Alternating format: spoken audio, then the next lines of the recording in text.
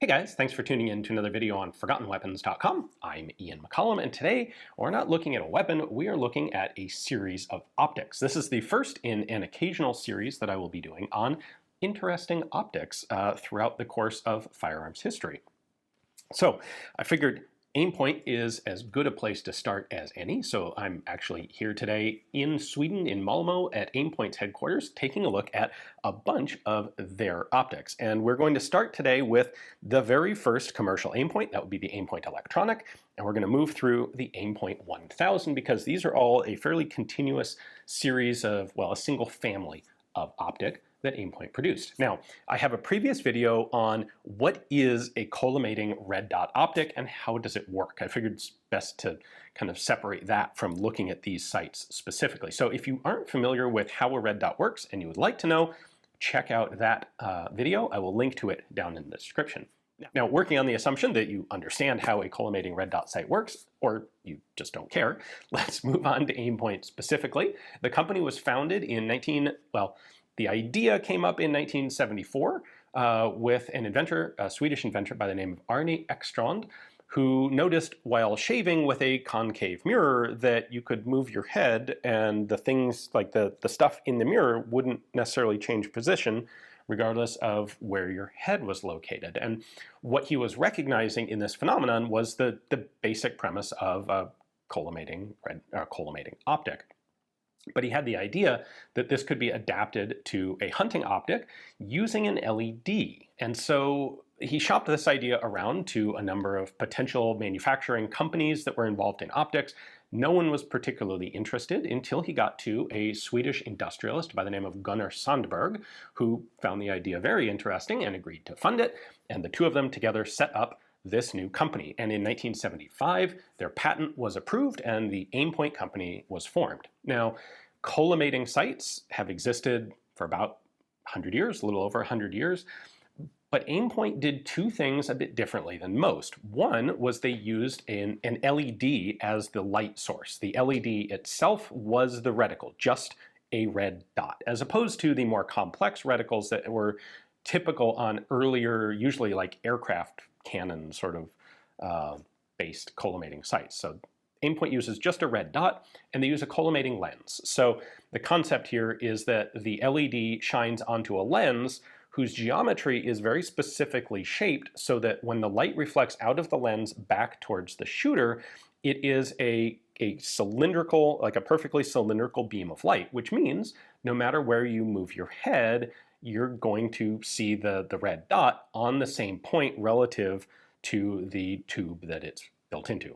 If that didn't make any sense, go back and watch my collimating optics video. Anyway, the first product of this company is the Aimpoint Electronic, because it's 1975 and an electronic sight is pretty darn forward-thinking and futuristic and pretty cool. And this was going to be a super neat thing for hunters who could now have a close range sight that didn't have an eye box, didn't have any necessary eye relief. You got like all the advantages of a magnified optic where you only have one field of view, one plane that you have to focus on, but you also get the rapid target acquisition of iron sights. So that's the Aimpoint Electronic. Let's take a closer look at it. All right, so here is the very first Aimpoint optic, the Aimpoint Electronic. Actually, I should say, like, I'm at Aimpoint's headquarters, so it's entirely plausible that the literal first one is in this building somewhere, but this is actually the 11,731st Aimpoint Electronic made. This was released in 1975, and it has all of the fundamental elements of a modern red dot. This is the tube that you look through. This is the battery and the power rheostat and all of the electronics elements. So obviously in a modern red dot, this tends to be bigger and this tends to be quite a whole lot smaller. Now, the way they built the electronic was fixing all of the optical elements in place. So nothing moves inside this tube.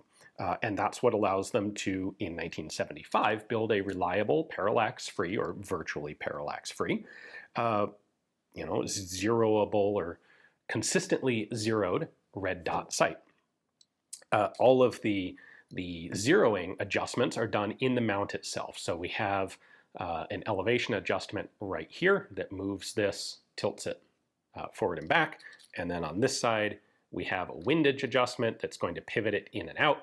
But that's all built into the base in order to make the optic itself solid and durable. There is a power rheostat here. It doesn't have clicks or anything. It's just continuously variable power. We have a polarizing lens on the front so that if you're looking at something like water, that'll cut glare from water. Batteries are mounted in the front. Let's pull this off. Yes, it is, by the way, made in Sweden. There we go. Interesting that the battery cap actually has a desiccant pack built into it. That's kind of cool. And then it uses two RM1N batteries. And these were originally mercury batteries, so not even the current sort of modern battery technology. I think these are actually more recent. Yeah, these are more recent alkaline batteries designed to fit the same profile, but when the Aimpoint Electronic was originally created, it was using mercury batteries.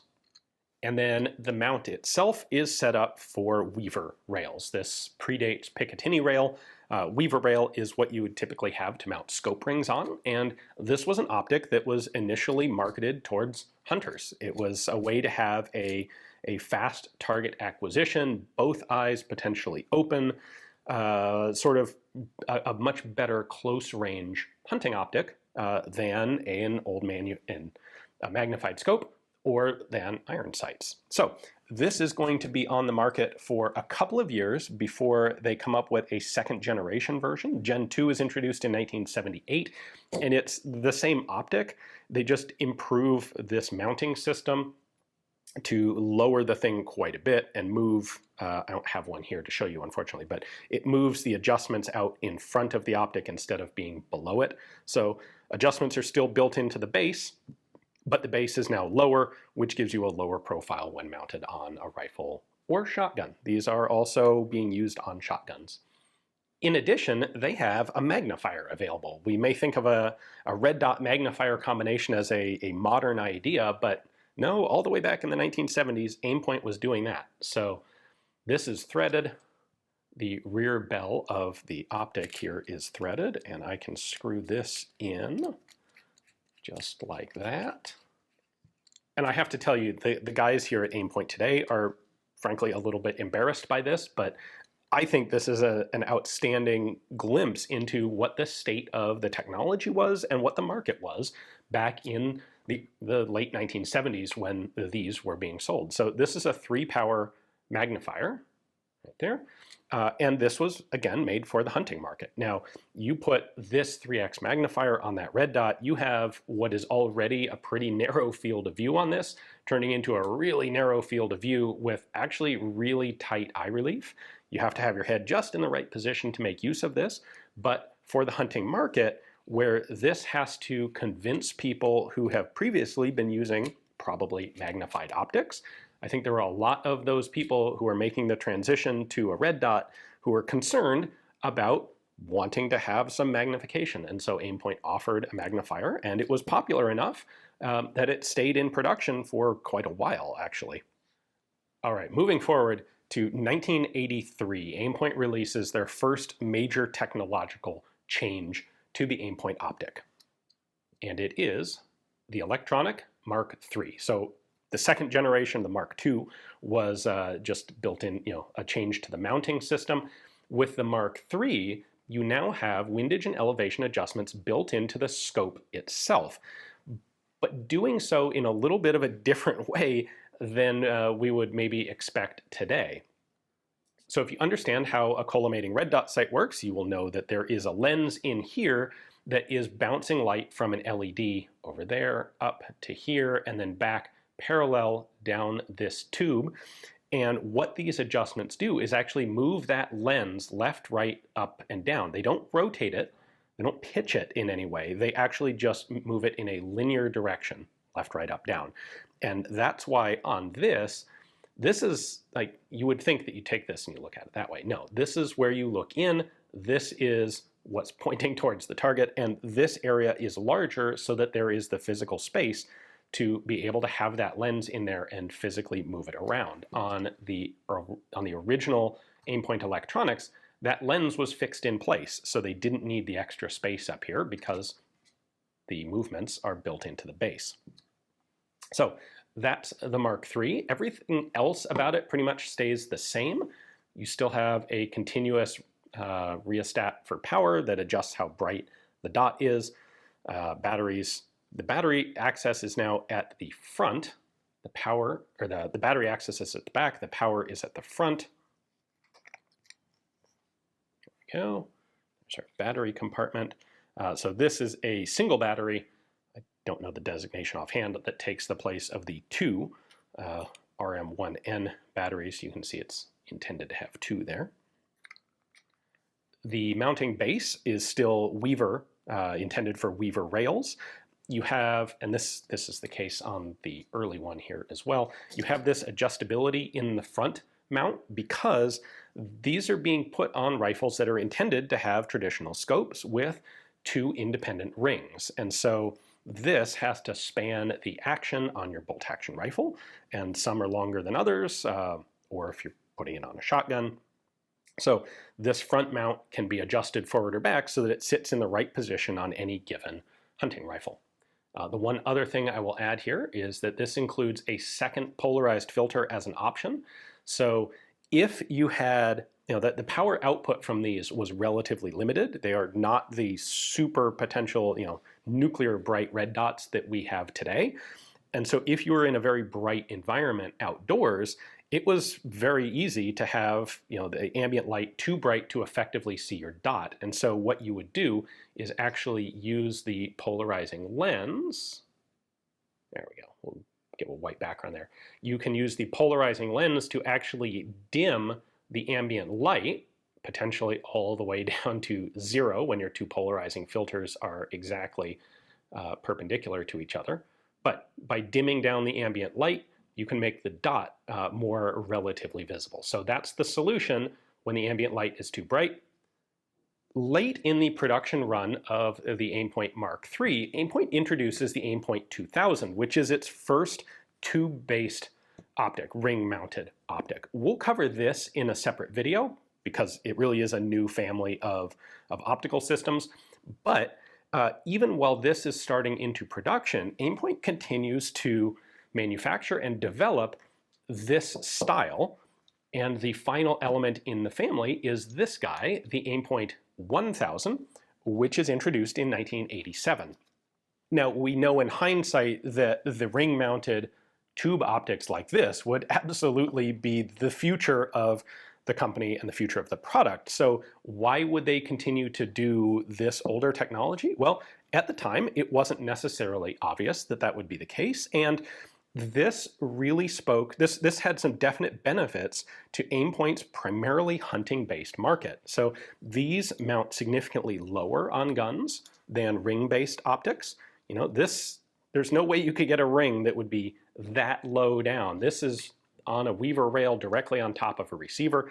That's actually really convenient. They're smaller, they're potentially lighter. And so what Aimpoint does is it takes the miniaturized electronic components that it has been able to develop and adapts them to this early form factor, and that's what the Aimpoint 1000 is. So once again, you actually look in this end is large because you still have this zeroing system based on physically moving the lens left, right, or up, down to adjust it. They now have a positional rheostat for power. This has 9 click-based or click-stopped positions for different levels of brightness. But the tube remains the exact same design, same diameter, same threading as the original Aimpoint Electronic. So I can still attach my early Aimpoint 3X magnifying scope into that. And this drops right onto my hunting rifle, but with less weight and a more convenient profile. Batteries have improved. So we have a 1/3N battery, and it only requires a single one of them. And there you go. There is the range of Aimpoint's initial original product, the Electronic Mark III, and the Aimpoint 1000. And this is the beginnings of what would become one of the dominant military red dot optics companies some 50 years later today. All right, hopefully you guys enjoyed this look at some of the very first Aimpoint optics. I will point out these things are actually still pretty readily available and quite inexpensive on the secondhand market in the US. They're vastly obsolete today, but I think it's pretty cool to see where this technology developed from and to have examples of some of these. So, you know what, if you're interested, go out and take a look. You'll find them, and they're usually working just fine, just like they were brand new. So big thanks to Aimpoint for giving me access to all of their old products here to take a look at and to show you guys. Thanks for watching.